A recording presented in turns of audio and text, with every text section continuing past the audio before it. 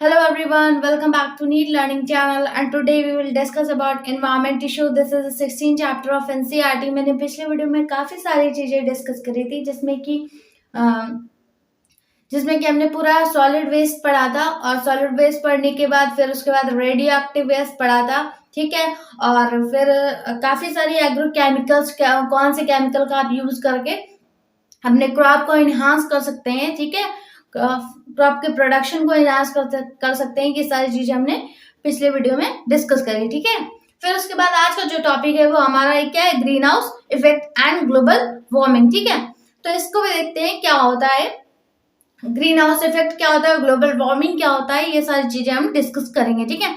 इसमें हमने सबसे पहला पॉइंट दिया हुआ है, it is a warming effect found in a green house by allowing solar radiation to pass in a but preventing long wave heat radiation to pass out due to grass pairs water vapour and carbon dioxide. ठीक है।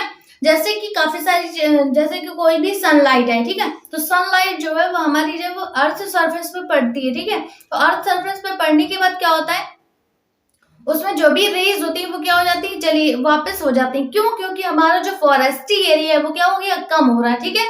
क्यों? क्योंकि जो भी urban area जो होती है वो क्या हो रही है, इनहांस हो रही है। ठीक है। तो अर्बन एरिया जो भी है वो इनहांस होने के कारण क्या हो रही है, फॉरेस्ट्री जो भी फॉरेस्ट है वो क्या हो रहे हैं, पूरे कट हो रहे हैं। ठीक है। कटिंग करी जा रही है उनकी। अब जब कटिंग करी जा रही है तो क्या हो गया, जो ग्रीन पार्ट है, ग्रीन एरिया है, उस वो क्या हो रहा है, कम हो रहा है, जिसके कारण जो भी सनलाइट आती थी और प्लांट एब्जॉर्व करते थे एनर्जी के फॉर्म में, तो जब प्लांट ही नहीं है तो क्या होगा, सन जो मतलब जो लाइट है वो क्या आएगी, प्रॉपर आएगी और चली जाएगी। ठीक है। और वो प्रॉपर पूरी लाइट कहाँ पर आएगी, जो भी ह्यूमन बीइंग है जो कि मतलब पूरा मतलब एब्जॉर्ब नहीं कर सकते हैं। ठीक है। पूरी जो सनलाइट है उसको नहीं मतलब अपनी बॉडी में नहीं पड़ने दे सकते। ठीक है। इतना उनपे पावर नहीं है। ठीक है। तो इसलिए वो पूरी सनलाइट जो आती है वो वापस हो जाते हैं। ठीक है। अर्थ से टकरा कर। ओके। फिर देखिए, because of it greenhouse are used in growing tropical plants in the temperate areas। जो भी क्योंकि यही रीजन है कि ट्रॉपिकल जो भी प्लांट है, टेम्परेट एरिया में जो भी ट्रॉपिकल प्लांट है वो क्या हो रहे हैं, धीरे धीरे डिस्ट्रॉय हो रहे हैं। ठीक है। ओके। फिर देखिए जिस जो कि मेन रीजन है किसका, ग्रीन हाउस इफेक्ट का। ओके।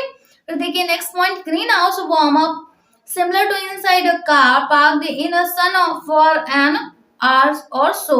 जो भी सनलाइट आती है तो सनलाइट ग्लास से टकरा कर वो वापस चली जाती है। ठीक है। रिफ्लेक्ट हो जाती है तो क्या है, वो भी मतलब पूरी लाइट जो है वो आती है और चली जाती है। ठीक है। मतलब जो हमारे लिए सन की लाइट भी इम्पोर्टेंट है ना। ठीक है। तो वो भी हम प्रॉपर आनी चाहिए, लेकिन वो आती है और रिफ्लेक्ट हो जाती है। ठीक है। तो ये भी हो गया main reason green house effect का। ओके। फिर देखिए, dusty humid cloudy nights are warmer due to it. जब ये डस्टी हो गया, ह्यूमिड एरिया हो गया, क्लाउडी एरिया हो गया। ठीक है। तो यहाँ पर इस टाइम पे क्या होता है, सन का जो मतलब सन होता है, सन की लाइट जो होती है वो प्रॉपर नहीं आ पाती। ठीक है। फिर देखिए next point, without greenhouse effect the average temperature at a surface of earth would have been is minus 18 degree centigrade and rather than the present average of 15 degree centigrade। ठीक है।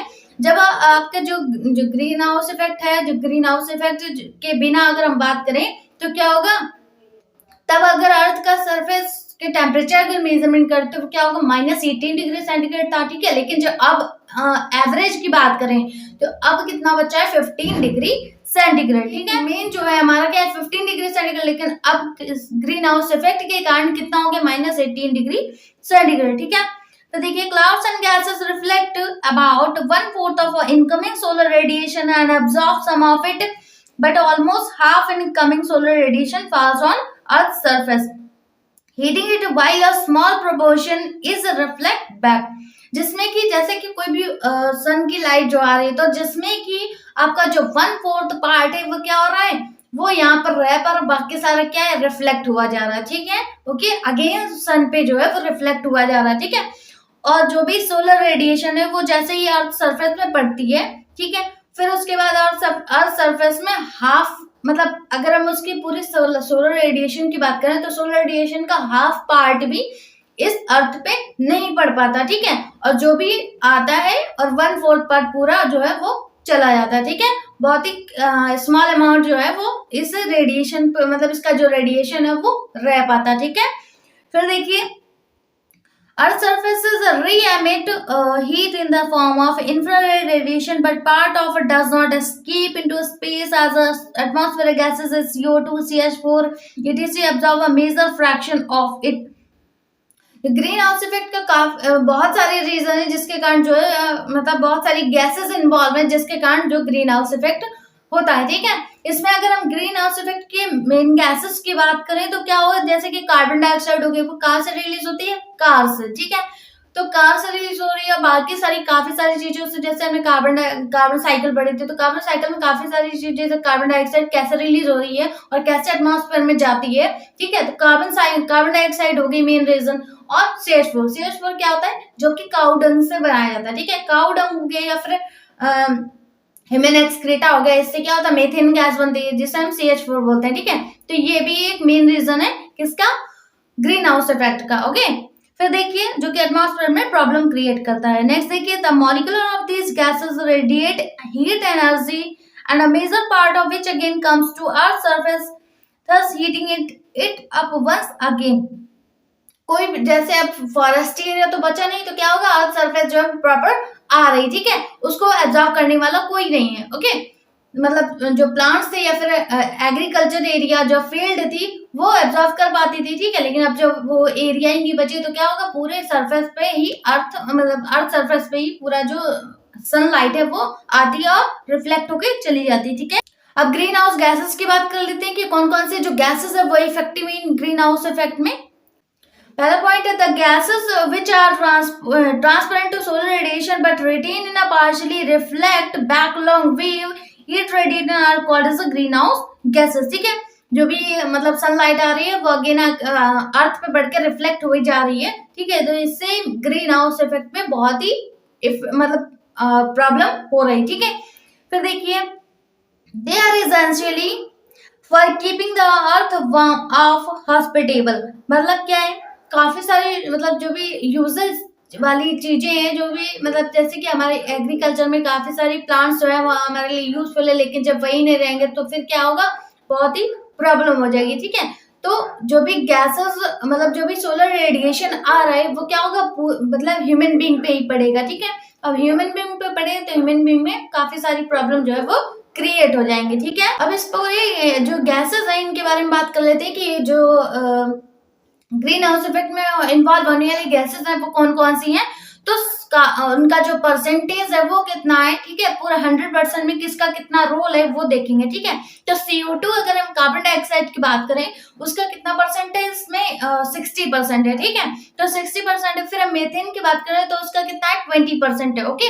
फिर हम CFC की बात करें जो कि क्लोरोफ्लोरोकार्बन है, उसका कितना परसेंट है, 14% है, जो कि आपके रेफ्रिजरेटर से रिलीज होती है, ठीक है, ओके। रेफ्रिजरेटर हो गया, AC हो गया, ठीक है। तो इन सारी चीजों से क्या होता है, क्लोरोफ्लोरोकार्बन जो है वो रिलीज होती है, ओके, जो कि आपके ग्रीन हाउस इफेक्ट में मेन रोल है, ओके। फिर देखिए, डाइनाइट्रोजन ऑक्साइड का क्या रोल है, तो 6% उसका भी रोल है, ओके। तो पूरा ये जो है वो पूरा 100% हो जाता है, जिसमें कि आपका जो ग्रीन हाउस इफेक्ट में प्रॉब्लम हो रही तो मेन इन सारी गैसेस के कारण है, ठीक है।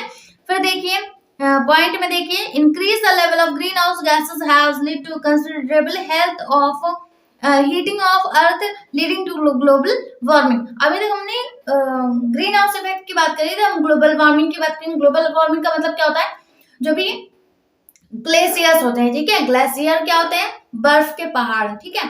तो क्या होता है, इन्हें क्या बोलते हैं, ग्लेशियर, ओके। जब क्या होगा, सोलर रेडिएशन हमारी प्रॉपर अर्थ में आ रही है तो क्या होगा, जो अर्थ है वो क्या होगी, हीट होगी, ओके, क्या होगी, हीट होगी, ठीक है। क्योंकि उसको एब्जॉर्ब करने वाली, उस लाइट को एब्जॉर्ब करने वाली वो प्लांट्स नहीं बचे, ठीक है, जिसके कारण ग्लोबल वार्मिंग होती है। कैसे होती है, अब देखिए, जैसे जो अर्थ है उसमें प्रॉपर रेडिएशन आ रही है, सोलर रेडिएशन। अब जब सोलर रेडिएशन आ रही है तो क्या होगा, अर्थ जो होगी हीट होगी। अब हीट होने के बाद क्या होगा, जो आपके जो ग्लेशियर है जिन्हें हम बर्फ का पहाड़ भी बोलते हैं, तो वो क्या होंगे, ये क्या होंगे, धीरे धीरे पिघलेंगे, ठीक है। अब पिघलने को ही, इस पूरे प्रोसेस को क्या बोलते हैं, ग्लोबल वार्मिंग, ठीक है। क्या बोलते हैं, ग्लोबल वार्मिंग, ओके। जिसके कारण आपका जो वाटर का लेवल है वो क्या होगा, इंक्रीज होगा, ठीक है। क्या होगा, वाटर का जो लेवल है वो क्या होगा, इंक्रीज होगा। फिर देखिए during the past centuries, the temperature of Earth has increased by 0.6 degrees centigrade, most of it during the last 3 decades. अगर हम अब आए मतलब जो हमारा पिछली जो अभी सेंचुरी जो बीत गई है, ठीक है, तो पास्ट सेंचुरी की बात करें तो उसमें जो हमारा परसेंटेज है, जो अर्थ का टेम्परेचर है वो कितना इंक्रीज हुआ था, 0.6 डिग्री सेंटीग्रेड, ठीक है। तो इतना जो टेम्परेचर है वो इंक्रीज हुआ था, जो कि ग्लोबल वार्मिंग के लिए बहुत ही हार्मफुल है। ओके, हार्मफुल होता है, ठीक है।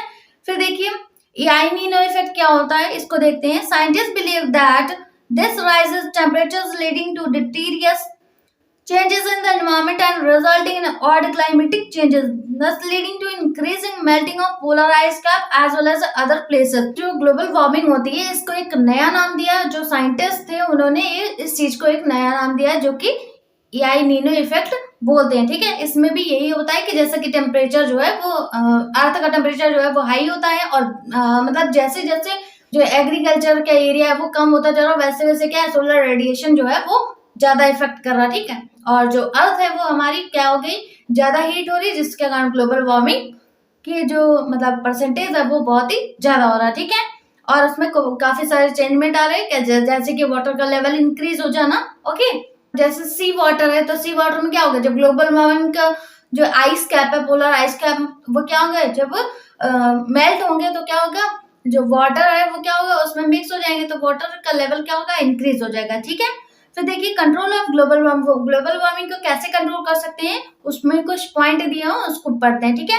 पहला पॉइंट क्या है, cutting down use of fossils fuel. पहले ही लिखा हुआ है कि जो भी मतलब फ्यूल्स हैं, जैसे हम बोलते हैं फॉसिल्स फ्यूल, जो कि मतलब ट्रीज वगैरह, उन्हें क्या करना है, उन्हें नहीं काटना चाहिए, ठीक है। फिर देखिए improving of efficient of energy uses, और जो भी मतलब जैसे फॉसिल्स फ्यूल जिससे कि कार्बन डाइऑक्साइड रिलीज होती है, उनको क्या करना है, उनको बहुत ही डाउन रखना है, ठीक है। क्या करना है, उनका मतलब मेनली उनका यूज करना है और उन्हें ऐसे ही डिस्ट्रॉय होने के लिए नहीं फेंक देना है, ठीक है। फिर देखिए improving efficiency of energy uses, जो भी एनर्जी सोलर रेडिएशन हमारी आ रही है उनका बहुत ही ज्यादा अमाउंट में यूज किया जा सके, ठीक है। ओके, फिर देखिए रिड्यूसिंग डिफॉरेस्टेशन। डिफॉरेस्टेशन का मतलब क्या है, आपका जो ट्री का लेवल है वो क्या होगा, मतलब जो फॉरेस्ट है वो क्या होगा, अगर कट किया जाएगा तभी तो सोलर रेडिएशन आएगी ना ज्यादा से, ठीक है। अब उससे जो डिफॉरेस्टेशन का मतलब क्या होता है कि फॉरेस्टी एरिया को फॉरेस्ट ही बनाना है, ठीक है। उसे डिफॉरेस्टेशन नहीं करना, मतलब कि फॉरेस्ट जो भी अभी भी आपने मतलब जितने भी प्लांट कट किए हैं तो उन्हें दोबारा से लगाया जाए और फॉरेस्टी एरिया को बढ़ाया जाए, ठीक है। फिर देखिए last reason slowing down the growth of human population. जो तो ये आपको बेसिक ये करना चाहिए कि जितना जितना ह्यूमन पॉपुलेशन है उतने ही आपको ट्रीज भी लगाने हैं, ठीक है। ओके, फिर देखिए इंटरनेशनल इनिशिएटिव, ये वर्क जो है हमारा इंटरनेशनल के अकॉर्डिंग भी होना चाहिए, मतलब गवर्नमेंट के अकॉर्डिंग भी होना चाहिए, ठीक है। ओके, नेक्स्ट हमारा जो टॉपिक है ओजोन, उसके बारे में देखते हैं कि ओजोन क्या होता है। Ozone is a very important topic for 12th and NEET exam, ठीक है। तो इसमें सबसे पहला पॉइंट डिस्कस करते हैं, ओजोन लेयर और shield is present on us in the stratosphere. Stratosphere क्या होता है, जो अर्थ का सबसे ऊपर वाला पार्ट होता है, सबसे अपर पार्ट होता है, जिसे हम स्ट्रेटोस्फीयर बोलते हैं, ठीक है। जो एटमॉस्फेयर का सबसे ऊपर वाला पार्ट होता है, अपर पार्ट होता है, उसे क्या बोलते हैं, स्ट्रेटोस्फीयर, ठीक है। तो ओजोन लेयर जो है वो वहीं पर है, ठीक है, कहां पर, स्ट्रेटोस्फीयर पार्ट में, ठीक है। फिर देखिए next point, it is also as ozonosphere, इसलिए उसे क्या बोलते हैं, एक ओजोनोस्फीयर भी बोलते हैं, क्यों, क्योंकि वहां पर ओजोन लेयर प्रेजेंट है, ठीक है। तो देखिए next point, ozonosphere lies at altitude of 23 to 25 kilometre over equator at a slightly lower altitude elsewhere. अगर हम इसकी बात करें 23 to 25 किलोमीटर ऑफ इक्वेटर, पोल से लेकर इक्वेटर तक की जो आपके ओजोन लेयर है वो है, ठीक है। ओके, कहां से, पोल से लेकर इक्वेटर तक आपके जो मतलब एरिया का अगर मेजरमेंट कर रहे हैं तो वो 23 to 25 किलोमीटर का डिस्टेंस होगा, तो वहां तक आपके जो ओजोन लेयर है वो अपर पार्ट में है, ठीक है। फिर देखिए thickness of ozone is measured in adoption unit, जो भी आपके अगर हम जो आपके ओजोन लेयर है तो ओजोन लेयर को अगर हम मेजरमेंट करेंगे तो वो यूनिट का नाम क्या है, डॉप्सन यूनिट, ठीक है। तो डॉप्सन यूनिट के बेस पे आप ओजोन लेयर का मेजरमेंट कर सकते हैं, ठीक है। कितनी वो थिक है, कितनी वो थिन है, वो सारी मेजरमेंट आप इस यूनिट से करते हैं, ठीक है।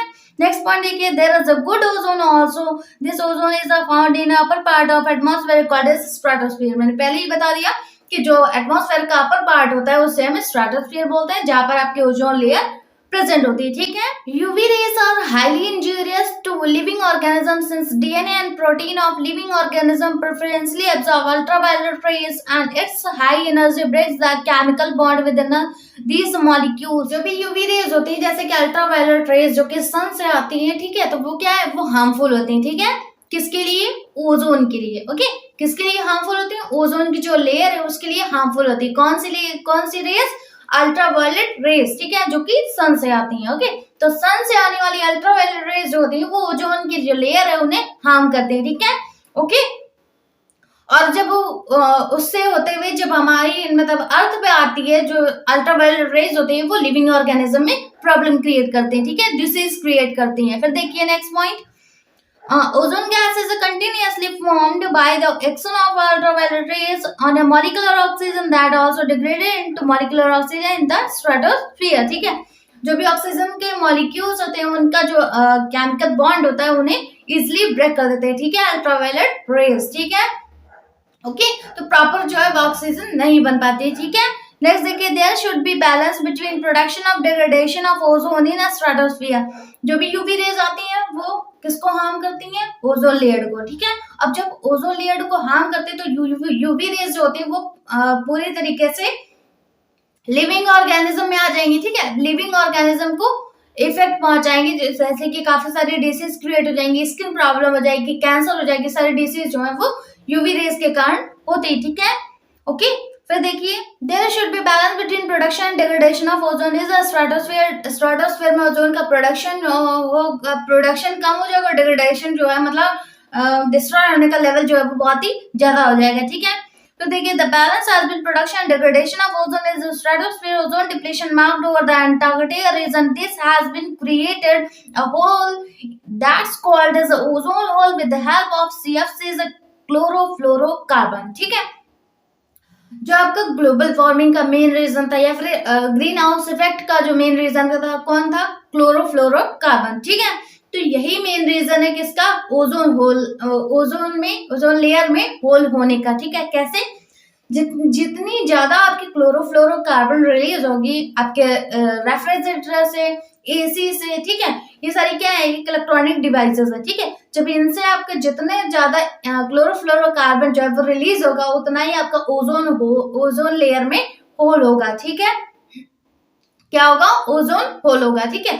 अब मेन एग्जांपल बताइए कि वो जो ओजोन होल है वो कहाँ पर है, ठीक है। तो जो अंटार्कटिका रीजन है जहां पर मतलब जो ऐसी एरिया जहां पर अंटार्कटिका रीजन है वहां की जो ओजोन लेयर है, वहां की जो जिस एरिया में अंटार्कटिका रीजन है उस एरिया का जो ओजोन लेयर है, ठीक है, वहां पर क्या हो गया, एक होल क्रिएट हो गया, किसके कारण, क्लोरोफ्लोरोकार्बन के कारण, ठीक है।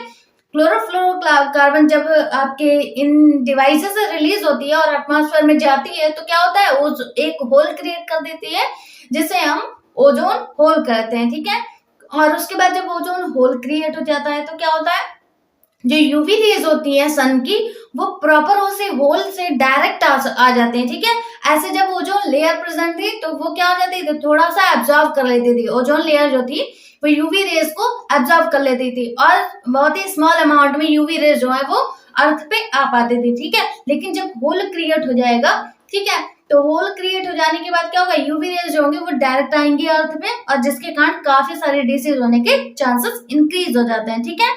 फिर देखिए, UVB radiation wavelength higher than UV rays, so UVB damage DNA and eyes of cornea to create a disease called as a snow blindness, ठीक है। जैसे कि अभी मैंने बताया कि जो UVB रेडिएशन वेवलेंथ होती है वो हायर होती है as compare to UV rays, ठीक है। क्या बताया मैंने, UVB जो रेज होती है वो UV रेज से ज्यादा हायर होती है, उनका वेवलेंथ सबसे ज्यादा होता है। और उसके बाद जो UVB रेडिएशन होता है वो क्या होता है, वो स्नो ब्लाइंडनेस क्रिएट कर देता है, ठीक है, म्यूटेशन क्रिएट कर देता है, आपके डीएनए में प्रॉब्लम कर देगा, ठीक है, डीएनए में प्रॉब्लम कर देगा। जब डीएनए में प्रॉब्लम आ जाएगी तो क्या होगा, म्यूटेशन आ जाएगा, ठीक है, आपके वन जनरेशन से नेक्स्ट जनरेशन में इफेक्ट पहुंच जाएगा, ठीक है, म्यूटेशन हो जाएगा। ओके, फिर देखिए आपकी जो आईज की कॉर्निया होती है वो भी डैमेज हो जाएगी, ठीक है, डैमेज हो जाने के कारण क्या होगा, आप प्रॉपर देख नहीं पाएंगे, जिसके कारण इस डिजीज को क्या बोलते हैं, स्नो ब्लाइंडनेस, ठीक है, क्या बोलते हैं, स्नो ब्लाइंडनेस। ओके, तो ये सारे डिसीज जो है वो इसके कारण इस होल के कारण हो जाते हैं, ठीक है। फिर देखिए an international treaty known as the Montreal Protocol was signed at Montreal, Canada in 1987, effective in 1989 to control emission of ozone depletion substance. Ozone layer का ओजोन लेयर में ओजोन होल क्रिएट हो जाने को क्या बोलते हैं, ओजोन डिप्लीशन, मतलब ozone की जो लेयर वो क्या होगी, धीरे धीरे डिप्लीट हो रही, मतलब कि डिस्ट्रॉय हो रही, ठीक है। तो ये इस प्रोसेस को क्या बोला जाता है, ओजोन डिप्लीशन, ठीक है। तो इसको कंट्रोल करने के लिए जो कनाडा है, ठीक है, कनाडा कंट्री है, तो वो उसने एक मतलब क्या बोलते हैं, एक रूल को फॉलो किया या फिर एक प्रोटोकॉल बनाया जिसमें कि ओजोन होल को डिप्लीट होने से बचाया जा सके। तो उस प्रोटोकॉल का नाम क्या दे दिया, मॉन्ट्रियल प्रोटोकॉल, ठीक है, जिसमें कि मॉन्ट्रियल का मीन्स क्या होता है, कनाडा, ठीक है। तो वो कब दिया था, 1987 में, लेकिन अप्लाई कब हुआ था या फिर इफेक्टिव कब हुआ था, उसका सब लोगों ने यूज कब किया था, उसको फॉलो कब किया था, कब, 1989 में, ठीक है, जिसके कारण आप ओजोन मतलब ओजोन को कैसे कंट्रोल किया जा सके वो सारी चीजें इसमें बताई गई थी, ठीक है। ओके, इंपॉर्टेंट है, याद रखिएगा कि आपसे पूछ लेंगे कि जो इंटरनेशनल में जो मॉन्ट्रियल प्रोटोकॉल है वो किसके लिए, तो आप क्या बताएंगे, ओजोन के लिए, ठीक है। कौन से कंट्री में मतलब ये रूल दिया गया था, प्रोटोकॉल दिया गया था, तो कनाडा में, ठीक है। कौन से ईयर में दिया गया था, 1987 में दिया गया था, लेकिन इफेक्टिव कब हुआ था, 1989 में, ठीक है। तो ये सारी चीजें आपको अच्छे से याद रखनी है। ओके, तो आपको ये बात समझ में आया कि ओजोन होल हो जाएगा तो क्या होगा, काफी सारी डिसीज हो जाएंगी, स्किन कैंसर हो जाएगा, क्यों, क्योंकि जो यूवी रेज है वो डायरेक्ट आपके स्किन पे पड़ेंगे, जिसके कारण आप स्किन कैंसर होने के चांसेस बढ़ जाते हैं, ठीक है, और ये सारी डिसीज भी हो जाती हैं। ओके, तो हमें मतलब ये जो इंटरनेशनल मॉन्ट्रियल प्रोटोकॉल है ये जो है वो प्रोटोकॉल बनाया गया है, ठीक है, ओजोन डिप्लीट होने से बचाया जा सके जैसे, ठीक है। नेक्स्ट हमारा जो टॉपिक है, degradation by improper resources utilisation and maintenance, जिसमें कि सबसे पहला है कि किस तरीके से आप जो एग्रीकल्चर उसको बनाए रख सकते हैं अच्छे से, ठीक है, उनका मेंटेनेंस कैसे कर सकते हैं, वो सारी चीजें इसमें बताई गई, ठीक है। डिग्रेडेशन में रीजन, किसी भी चीज का डिग्रेडेशन का मतलब क्या होता है कि किसी भी चीज को डिस्ट्रॉय, डी से डिग्रेडेशन, डी से डिस्ट्रॉय, ठीक है, कोई भी चीज का डिस्ट्रॉय होने से बचाना, तो उसे क्या बोलते हैं, मतलब वो कौन कौन से रीजन से डिस्ट्रॉय हो रहा है, तो पहला रीजन आपका क्या है, पॉल्यूटेंट, ठीक है, दूसरा क्या है, इम्प्रॉपर रिसोर्सेज यूटिलाइजेशन प्रैक्टिस, किसी भी चीज का इम्प्रॉपर रिसोर्सेज का यूटिलाइजेशन अगर परफेक्ट होगा तो ही आपकी जो जिस चीज के लिए आप प्रॉपर काम कर रहे हैं उसको डिस्ट्रॉय होने से बचाया जा सकता है, ठीक है। तो दो ही रीजन से कोई भी चीज डिस्ट्रॉय होती है, पहला पॉल्यूटेंट, दूसरा यूटिलाइजेशन का रिसोर्सेज, ठीक है।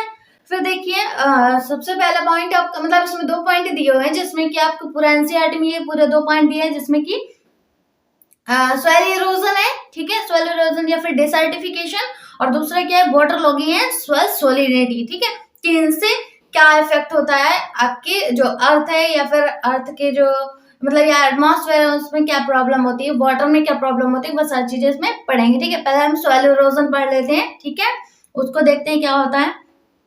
It can be removed very easily due to human activities like overcultivation, unrestricted grazing, deforestation, and poor irrigation practices, resulting problem because increase urbanization. जिसको हम बहुत देर से इस चैप्टर में रीड कर रहे हैं, जैसे कि जितना ही अर्बन मतलब किसी भी चीज का अगर फॉरेस्ट जो है वो डिस्ट्रॉय हो रहे हैं, डिसर्टिफिकेशन की अगर हम बात करें तो फॉरेस्ट डिस्ट्रॉय हो रहे हैं, कौन सा रीजन मेन, आपका जो अर्बनाइजेशन का एरिया है वो इंक्रीज होने के कारण, ठीक है, जितना अर्बनाइजेशन एरिया जो है इंक्रीज होता जाएगा उतना आपका जो फॉरेस्टी एरिया वो डिक्रीज होता जाएगा, ठीक है। तो डिफॉरेस्टेशन का मेन रीजन क्या है, इंक्रीज अर्बनाइजेशन, ठीक है। अब हम सॉइल इरोजन की बात कर लेते हैं, तो सॉइल इरोजन के मेन रीजन ये बताया गया कि ये भी प्रॉब्लम किसके किसके कारण? ह्यूमन एक्टिविटीज के कारण। ह्यूमन एक्टिविटीज में क्या क्या बताया गया है? ओवर कल्टिवेशन, ठीक है। किसी भी चीज को, जैसे कि आप कोई भी चीज आपने उगाई, ठीक है, ग्रो कराई, उसमें आपने एक और चीज ग्रो करा ली, फिर उसके बाद जब उसको कट कर लिया फिर दूसरी चीज ग्रो करा ली। ऐसे क्या होता है, जो काफी दिन तो मतलब जो उसमें अंदर से प्रॉपर पहले से रूट जो थी उसको नहीं निकालते, ठीक है। इस तरीके से क्या हो जाती है, वो मतलब जो स्वेल होती है वो खराब हो जाती है, ठीक है। क्या हो जाती है? खराब हो जाती है, जिसके कारण वो प्रॉपर जो आप किसी भी चीज को जब आप ऐसे ही काफी सारी जो क्रॉप्स हैं वो आप उगाते जाएंगे, ग्रो कराते जाएंगे, तो क्या होगा, उसमें वो इरोजन आ जाएगी। मतलब क्या बोलते हैं, उर्वरता जो मतलब जो फर्टिलिटी होती है, फर्टिलिटी की जो परसेंटेज होता है वो क्या हो जाएगा, डिक्रीज हो जाएगा, ठीक है। और फिर जब आप न्यू क्रॉप जब उगाएंगे, ग्रो कराएंगे, तो क्या होगा, वो अच्छे से ग्रो नहीं हो पाएगी। क्यों? क्योंकि जो सॉइल है वो क्या हो जाती है, खराब हो जाती है, ठीक है, जिसे हम सॉइल इरोजन बोलते हैं, ठीक है। क्या बोलते हैं? सॉइल इरोजन, जिसमें की फर्टिलिटी की जो परसेंटेज होती है वो कम हो जाती है, ठीक है, और प्रॉपर जो क्रॉप होती है वो ग्रो नहीं कर पाती, ठीक है। तो सॉइल इरोजन क्लियर हुआ, ठीक है, और डिफोरेस्टेशन, डिसर्टिफिकेशन भी क्लियर हुआ, ठीक है। फिर देखते हैं नेक्स्ट, वाटर लॉगिंग क्या होता है। Water logging and soil solidity क्या होता है? तो irrigation without a proper drainage of water leads to water logging, draws in the soil. Effective this crop waterlogging draws salt to surface the soil and salt deposit as thin crust on land, so problem grow of crop and damaging of agriculture. कैसे? तो जब बाढ़ आ जाती है तो क्या हो जाता है, क्रॉप भी खराब हो जाती है। क्यों? जब क्रॉप खराब हो जाती है तो क्या होता है, वहां पर जो एरिया हो जाती है, जैसे कि उसमें काफी सारी, जैसे कि बहुत टाइम हो गया कि क्रॉप को उगाया नहीं गया वहां पर, ठीक है, उस एरिया में नहीं उगाया गया, तो वहां पर क्या हुआ, जब वाटर आया, वाटर के बाद फिर से वो ड्राई हो गया, फिर वाटर आया, फिर ड्राई हो गया, तो इस तरीके से उस एरिया में क्या हो जाता है, सॉल्ट डिपॉजिट हो जाता है, ठीक है। क्या हो जाता है? सॉल्ट। क्यों? क्योंकि जो क्रॉप होती है, क्रॉप में आप सॉल्ट भी डालते हैं। क्यों? क्योंकि वो क्या है, इंसेक्ट के अगेंस्ट वर्क करता है, ठीक है। सॉल्ट क्या होता है, इंसेक्ट के अगेंस्ट वर्क करते हैं, इसलिए सॉल्ट को फार्मर्स जो है वो यूज करते हैं, ठीक है। तो जो सॉल्ट होता है वो क्या हो जाता है, जब आप प्रॉपर सॉल्ट डालते जाएंगे उस क्रॉप में, फिर नेक्स्ट क्रॉप उगाएंगे, फिर सॉल्ट डालेंगे, फिर क्रॉप उगाएंगे, फिर सॉल्ट डालेंगे, तो क्या होगा, वो सॉल्ट जो होता है वो उस एरिया में, उस अर्थ में, वो क्या हो गया, उस सॉइल में डिपॉजिट हो जाता है, ठीक है। क्या हो जाता है, डिपॉजिट हो जाता है, जिसके कारण जब आप वाटर डालेंगे तो जैसे एक लेयर बन गई, ठीक है, सॉल्ट की क्या हो गई, लेयर बन गई। अब जब लेयर बन गई तो क्या होगा, जो उसमें प्लांट ग्रो हो रहे हैं, आप वाटर डाल रहे हैं, तो वाटर जो होता है सॉइल के मतलब थ्रू क्या होता है, एब्जॉर्ब होता है, ठीक है। तो जब सॉल्ट के जो लेयर है वो बन गई, तो वाटर जो है वो प्रॉपर नीचे तक नहीं जा पाता, ठीक है, नीचे की सरफेस तक नहीं जा पाता, जिसके कारण क्या होता है, उसे क्या बोलते हैं, वाटर लॉगिंग, ठीक है। क्या बोलते हैं, वाटर लॉगिंग। क्यों? क्योंकि जो वाटर है वो प्रॉपर नीचे तक नहीं जा पाता, ठीक है। ओके, किसके कारण? क्योंकि सॉल्ट की जो मतलब सॉल्ट जो होता है वो उस एरिया में डिपॉजिट हो जाता है, ठीक है, उस अर्थ में डिपॉजिट हो जाता है, ठीक है, जिसके कारण आपकी क्रॉप को इफेक्ट पड़ता है। क्यों? क्योंकि वहां पर प्रॉपर वाटर नहीं पहुंच पा रहा नीचे तक, रूट तक प्रॉपर वाटर नहीं पहुंच पा रहा, इसके कारण क्या है, क्रॉप जो है डैमेज हो जाता है, क्रॉप जो है आपका खराब हो जाता है, ठीक है। और इसके कारण एग्रीकल्चर पे भी बहुत ही इफेक्ट होता है, एग्रीकल्चर डैमेज हो जाता है, ठीक है। तो इतना क्लियर हुआ, वाटर लॉगिंग समझ में आई, सॉइल सॉलिडिटी समझ में आई, ठीक है, कैसे सॉइल में सॉल्ट जो है वो डिपॉजिट हो जाता है, जिसके कारण जो वाटर है वो प्रॉपर नीचे तक नहीं जा पाता, जिसके कारण जो एग्रीकल्चर है वो डैमेज हो जाता है, ठीक है। दोनों चीजें आपको क्लियर हुई, ठीक है। Now we are come on next topic, this is deforestation. इसके बारे में बात कर लेते हैं, क्या होता है। Forested area is converted non forested area. अगर फॉरेस्टेड एरिया है उसको आप कट करके उसे नॉन फॉरेस्टेड बना देते हैं तो उसे क्या बोलते हैं, डिफॉरेस्टेशन, ठीक है। क्या बोलते हैं, डिफॉरेस्टेशन, मतलब फॉरेस्टी एरिया को मतलब नॉन फॉरेस्टेड बना देना, मतलब कि वहां के सभी फॉरेस्ट को, सारे पेड़ को काट देना, तो उसको क्या बोलेंगे, डिफॉरेस्टेशन, ठीक है। फिर देखिए next point, 40% of forests have been lost in a tropic compared to only 1% in the temperate region. अगर हम फॉरेस्टी एरिया की बात करें तो 40% जो है वो ट्रॉपिक एरिया बचा हुआ है और 1% जो है वो टेम्परेट रीजन बचा हुआ है, ठीक है। ओके, मतलब इतना सारा जो है वो लॉस हो चुका है, जिसमें कि फॉरेस्टी एरिया की बात करें तो 40% फॉरेस्टी एरिया जो है ट्रॉपिक का वो लॉस हो चुका है, ठीक है। और 1% टेम्परेट रीजन का जो फॉरेस्टी एरिया है वो भी लॉस हो चुका है, ठीक है। फिर देखिए next point, 20th century is forest covered with 30% of land of India. अभी तो 21 सेंचुरी चल रही है, लेकिन हम 20th सेंचुरी की बात करें तो वहां पर क्या था कि जो इंडिया का लैंड एरिया की बात करें तो 30% आपका क्या था, फॉरेस्टी एरिया था। ठीक है, क्या था, 30% आपका फॉरेस्ट एरिया कवर था। ठीक है, फिर देखिए next point, national forestry policies 1988 of India has recommended 33% of forest cover for plains and 67% of covers for hills. अगर हम जो नेशनल फॉरेस्ट्री पॉलिसी है, ठीक है, जो कि 1988 में इंडिया में आई थी, ठीक है, इंडिया में दी गई थी, जिस नेशनल फॉरेस्ट पॉलिसी थी, तो वो कब आई थी, 1988 में इंडिया में। ठीक है, तो उसमें उन्होंने बताया था कि जो इंडिया का 33% फॉरेस्ट्री एरिया है, वो मतलब 33 फॉरेस्ट एरिया है प्लेन्स पे, जहाँ पर मतलब फॉरेस्ट प्रॉपर ग्रो करते हैं, ठीक है, ट्रीज ग्रो करते हैं। तो फॉरेस्ट्री एरिया की बात करें वो कितना है, 33% है। और अगर हम हिल्स की बात करें तो उसका कितना परसेंट है, 67% जो कवर है इंडिया का वो हिल से कवर्ड है। ठीक है, तो ये सारा उन्होंने बताया था। ठीक है, नेक्स्ट पॉइंट देखिए, trees are act for timber, firewood, cattle ranching and for several other purposes / burn agriculture commonly called as a zoom cultivation in a north eastern state of India।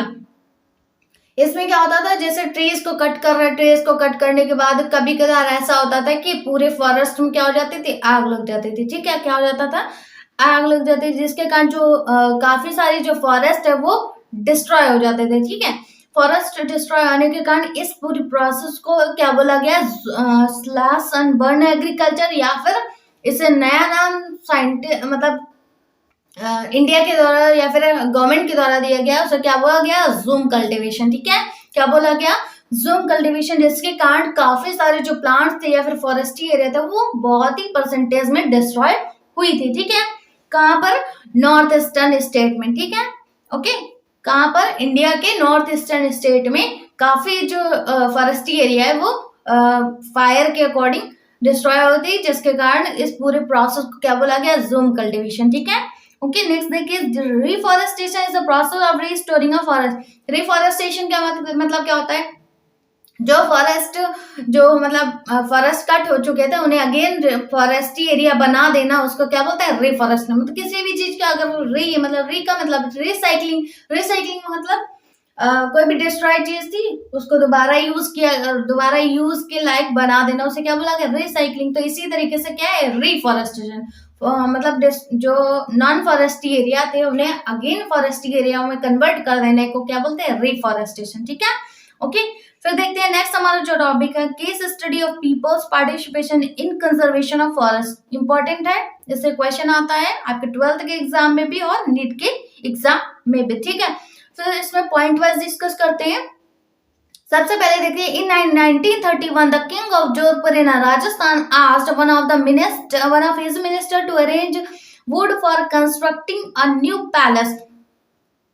Jodhpur में एक राजस्थान के जोधपुर में एक किंग थे, मतलब एक राजा थे। ठीक है, 1931 में एक राजा थे जिन्होंने पैलेस था उसे बनाने के लिए उन्होंने क्या किया, अपने जो वर्कर्स थे उन्हें फॉरेस्ट में भेजा और फॉरेस्ट में जाकर लकड़ी मतलब जो पेड़ है उन्हें काटने को बोला। ठीक है, ताकि वो अपना न्यू पैलेस बना सके। ठीक है, फिर देखिए, Bishnoi women's Amrita Devi showed exemplary courage by hugging a tree and daring king's man to cut her forest before cutting the tree, and hundred of other Bisnois followed her। तो ये जो अमृता देवी थी, जो का नाम क्या था पूरा, बिश्नोई। ठीक है, वहां के एरिया जो थे, जो अमृता देवी के विलेज में जितने भी लोग थे उन्हें क्या बोला जाता था, बिश्नोइज बोला जाता था। ठीक है, तो बिश्नोइज में जो एक लेडी पर्सन थी जिनका नाम था अमृता देवी, उन्होंने क्या किया, जब वहां पर उनके राजा किंग के वर्कर्स आए पेड़ को काटने के लिए, तो क्या हुआ, वो उन्होंने उनको कवर कर लिया। ठीक है, जो अमृता देवी थी उन्होंने उस पेड़ को क्या किया, कवर कर लिया। उनके जितने भी बिश्नोइज थे उन्होंने सभी पेड़ को कवर कर लिया और उन्होंने कहा कि सबसे पहले अगर आपको पेड़ काटना है तो क्या करना, सबसे पहले मुझे काटो, फिर उसके बाद इस पेड़ को काटने देंगे। ठीक है, तो ये सारी मतलब ये क्या है, उन्होंने अपना उस पेड़ को बचाने के लिए उन्होंने अपना करेज दिया। ठीक है, करेज करके उस ट्री को हग किया और हग करने के बाद उसे सेव किया, ठीक है। तो ये सारी चीजों को फॉलो किया कि वहां के पूरे विलेजेस में जो भी बिश्नोईज रहते थे उन्होंने फॉलो किया, ठीक है। ओके, फिर उसके बाद नेक्स्ट पॉइंट देखिए, the government of India has recently institute the Amrita Devi Bishnoi's wildlife protection awards for individual from rural area having shown in protecting wildlife, they are called as a Chipko movement, ठीक है। तो इस तरीके से ट्री को हग करना, इस पूरे प्रोसेस को क्या बोला गया, चिपको मूवमेंट, ठीक है। क्या बोला गया, चिपको मूवमेंट, ठीक है। तो इस तरीके से आपको क्वेश्चन भी आ सकता है कि what is the Chipko movement. तो इसमें आपको पूरे शॉर्ट फॉर्म में पूछा जाएगा, तो आपको डेफिनेशन देनी होगी 12th के एग्जाम के बेस पे, और ऑब्जेक्टिव के क्वेश्चन पे आएगा जैसे नीट में, तो क्या होगा, ऐसे पूछेंगे चिपको मूवमेंट क्या है, या फिर मतलब उनके जो मेन पर्सन थी, ये लेडी थी, वो कौन थी, उनका नाम क्या था, अमृता देवी, जो कि एक बिश्नोई फैमिली से थी, ठीक है। तो ये सारा दिया गया। तो गवर्नमेंट ऑफ इंडिया ने क्या किया, गवर्नमेंट ऑफ इंडिया ने इस मतलब जो भी वाइल्ड लाइफ, जो भी पेड़ को बचाएगा, ठीक है, या फिर उन्हें सेफ रखेगा, तो उसे ये अवार्ड उन्हें दिया जाएगा। कौन सा award, Amrita Devi Bishnoi wild life protection, ठीक है, ये अवार्ड दिया जाएगा, ठीक है। तो ये उनके नाम के बेस पे एक अवार्ड मतलब दिया गया, ठीक है। ओके, फिर उसके बाद मतलब जो भी ट्रीज को सेफ रखने में हेल्प करेगा, उन्हें ये अवार्ड दिया जाएगा, ठीक है। तो ये गवर्नमेंट ऑफ इंडिया ने दिया, ठीक है। नेक्स्ट देखिए, 1980 is a joint forest management is a JFM work closely with the local communities for protecting and managing trees and forest। 1980 में जो भी ज्वाइंट फॉरेस्ट मैनेजमेंट, मतलब जो जितने भी फॉरेस्ट है हमारे इंडिया में, उनको कैसे कवर करते हैं, कैसे उन्हें सेफ रखा जा सकता है, वो इस ग्रुप में दिया, ठीक है, जिसका नाम जेएफएम था, that means joint forest management, ठीक है। 1980 में दिया था, जिसमें कि कैसे आपको ट्रीज को प्रोटेक्ट रखना है, ये सारी चीजें इसमें बताई गई थी, ठीक है।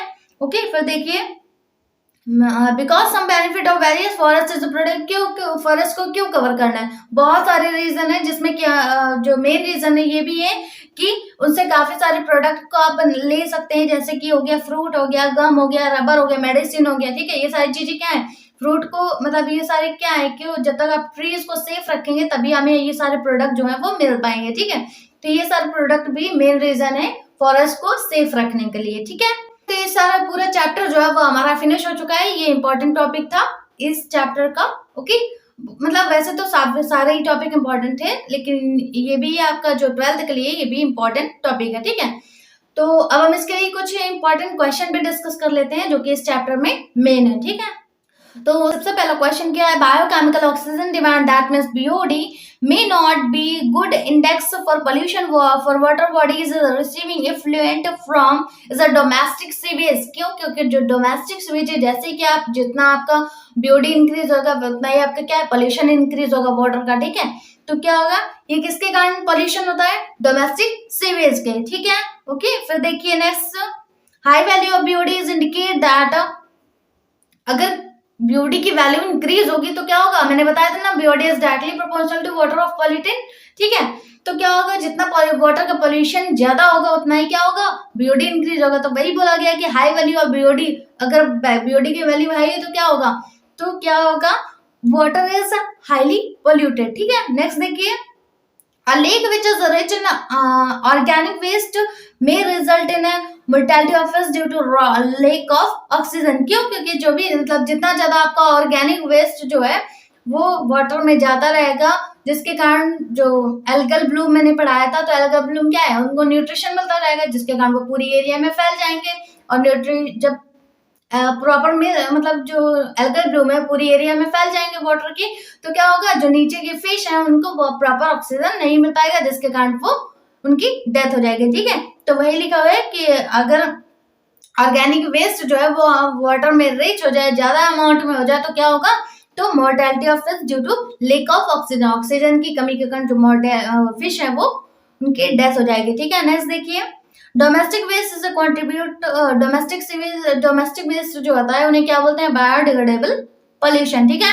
क्या बोलते हैं, बायोडिग्रेडेबल पोल्यूशन। क्यों, क्योंकि जो भी लिविंग चीजें जो भी होती हैं, ठीक है, उन्हें क्या बोलते हैं, जो कि नेचर से हमें मिलती है, तो उन्हें क्या बोलते हैं, बायोडिग्रेडेबल। ठीक है, क्या बोलते हैं, बायोडिग्रेडेबल। ठीक है, जिसे हम डोमेस्टिक वेस्ट भी बोलते हैं। ठीक है, नेक्स्ट देखिए, DDT is a residue are rapidly passes through food chain causing biomagnification is because DDT क्या होता है, लिपिड सॉल्युबल होता है। ठीक है, क्या होता है, डीडीटी जो होता है वो लिपिड सॉल्युबल होता है, जिसके कारण वो जो होता है जैसे ही वाटर में मिक्स होता है तो क्या होता है, लिपिड, जब लिपिड जो होता है वाटर में सॉल्युबल हो जाता है तो क्या हो जाता है, जैसे जैसे लेवल इंक्रीज होता जाएगा, ठीक है, ट्रॉपिक लेवल इंक्रीज होता जाएगा, वैसे वैसे क्या होगा, जो टॉक्सिसिटी होती है वो क्या होगी, इंक्रीज होते जाएगी। ठीक है, तो इसे ही हमने बायोमैग्निफिकेशन में अच्छे से डिस्कस किया है। ठीक है, तो वही बोला गया कि डीडीटी कैसी होती है, तो लिपिड सॉल्युबल होती है। ओके, वाटर में लिपिड सॉल्युबल होती है। ठीक है, फिर देखिए, DDT is non degradable pollution. क्यों, क्योंकि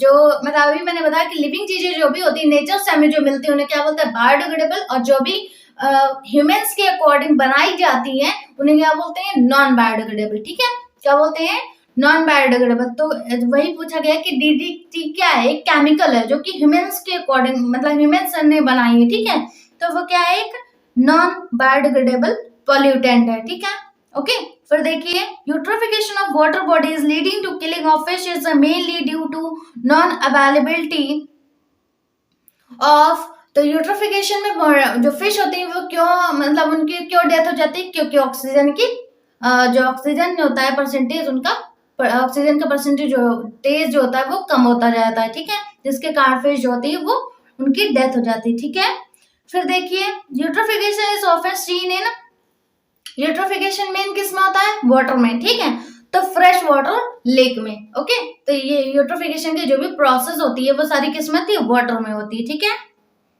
फिर देखिए, which of the following is the correct percentage of green house effect. मतलब ऐसे ही आपको परसेंटेज का मैंने आपको बताया था कि इंपॉर्टेंट है कि गैसेस के जो भी परसेंटेज है वो आपको अच्छे से लर्न करने हैं। ठीक है, तो इस तरीके से परसेंटेज दे देंगे आपको, अच्छे देखना पड़ेगा कि कौन सा परसेंटेज सही है, उसको आपको टिक करना पड़ेगा। तो इसमें आपको क्या दिया है कि क्लोरोफ्लोरोकार्बन का जो परसेंटेज होता है वो कितना होता है, ग्रीन हाउस इफेक्ट में 14% होता है, और मेथेन का कितना होता है, 24% होता है, 20% होता है, जबकि कार्बन डाइऑक्साइड का कितना होता है, 60% होता है। ठीक है, और डाइनाइट्रोजन ऑक्साइड का कितना होता है, 6% होता है। ठीक है, तो ये सारे परसेंट आपको लर्न करने होंगे, जिसके कारण इससे आप क्वेश्चन जो है वो बन जाते हैं। ठीक है, फिर इस चैप्टर में जो भी आपको डाउट हो वो आपको कमेंट बॉक्स में देना है, जिसके कारण हम उसे सॉल्व कर पाएंगे। ठीक है, सॉल्व करेंगे और आपके सारे डाउट क्लियर करेंगे। फिर उसके बाद, इसके बाद हम आपकी जो 11th की एनसीईआरटी है उसे हम स्टार्ट करेंगे। ठीक है, जिसमें कि सबसे पहला चैप्टर जो है वो लिविंग बर्ड है, वो हम नेक्स्ट वीडियो में पढ़ेंगे। ठीक है, तो पढ़ते रहिए, और एनसीईआरटी भी, मतलब सेशन देखने के बाद एनसीईआरटी भी पढ़ते रहिए। ठीक है, फिर मिलते हैं नेक्स्ट वीडियो में, तब तक के लिए थैंक यू।